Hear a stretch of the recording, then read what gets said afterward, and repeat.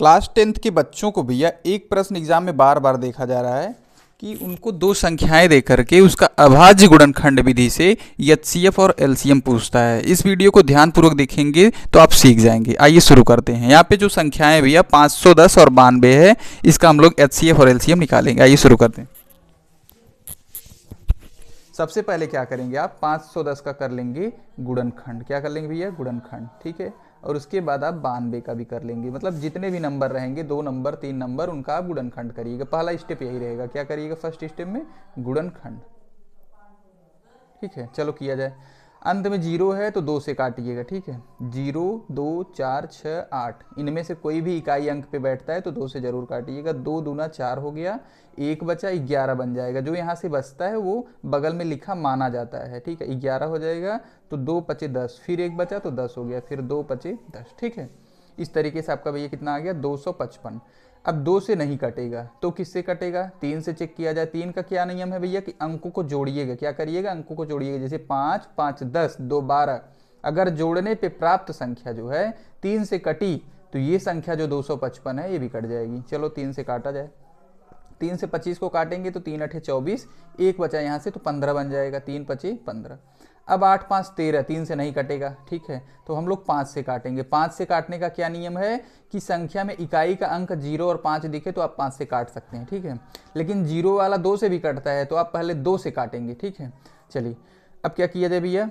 कितना हम लोग कर सकते हैं? 5 1 5 जाएंगे। ठीक है, कितना जाएंगे? 5 1 5, 3 बचा तो 5 7 35 हो जाएगा। ठीक है, फिर किससे? 17 से। 17 21, 17 से क्यों काटा? क्योंकि 17 एक ऐसा नंबर है जो खुद से कटता है। ठीक है, अब इसी तरीके से दूसरे का भी गुणनखंड कर लो।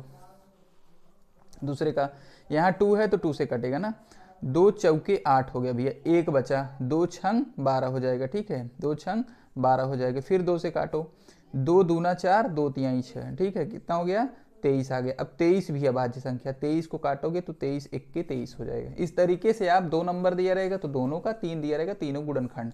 अब एचसीएफ और एलसीएम इसमें से ढूंढना रहता है। एचसीएफ और एलसीएम ध्यान दो कैसे लिखोगे। ये एचसीएफ भैया जो दोनों में जो नंबर मिल जाए वही उत्तर होता है। जैसे चलो हर एक टाइप के नंबर को देखना है। जैसे यहाँ पे कितने टाइप के नंबर हैं? 2 3 5 17 और 23। तो हर एक टाइप का नंबर ढूंढो जो दोनों में हो।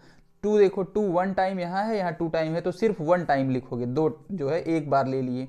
ठीक है, 3 देखो तो 3 एक नहीं है, यहाँ एक बार है, यहाँ एक बार नहीं है। 5 यहाँ है तो यहाँ नहीं है, 17 यहाँ है तो यहाँ नहीं है, 23 यहाँ है तो यहाँ नहीं है। ठीक है, तो सिर्फ एचसीएफ आपका 2 आ जाएगा। एलसीएम क्या होता है?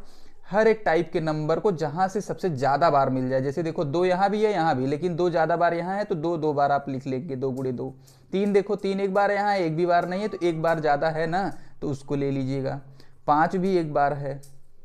ठीक है, यहाँ एक बार है, यहाँ एक भी और भी नहीं। मैंने क्या बोला? ज्यादा वाला ले लेना है। ठीक है, फिर 17 और फिर गुणे 23 कर लेना। ठीक भैया, इन सभी का आपस में गुणा कर लोगे आप एलसीएम पा जाओगे। चलो गुणा कर लिया जाए। 2 दूना 4, 4 पचे 20, 20 तिहाइयाँ 60। ठीक भैया, 20 तिहाइयाँ 60 हो गया है। हम लोग को 60 में गुणा करना है किसका? 17 का और 23 का। ठीक है, ठीक है, अब यहाँ देखो, चलो गुणा कर लिया जाए। तो यहाँ पे 17 गुणे 60 करेंगे तो हमारा कितना आ जाएगा? 17 0 में 0, 17 छक्का 102। कितना आ गया भैया? 1020 आ गया। इसमें 23 का गुणा कर दिया जाए। कितने गुणा कर दिया जाए? 23 का। 23 0 में 0, 23 दूना 46 के 6 हाथ गए 4।